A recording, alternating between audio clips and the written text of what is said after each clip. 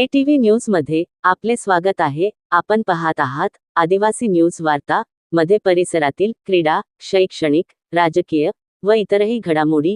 आता पाहूयात सविस्तर वृत्त। आदिवासी न्यूज वार्तासाठी नंदकुमार तोटेवाड। कंटाळून माहूर तालुक्यातील महिला शेतकऱ्याची आत्महत्या।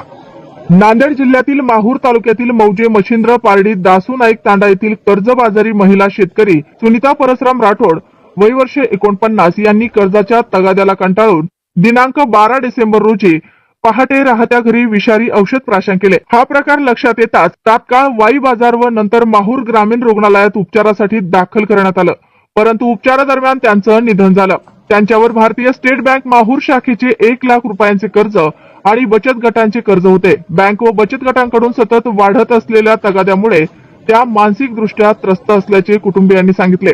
घटनेची नोंद पोलीस निरीक्षक देविदास चोपडे यांच्या मार्गदर्शनाखाली करण्यात आली। सुनीता राठोड यांच्या पश्चात पती, मुलगा व कुटुंबीय असा परिवार आहे।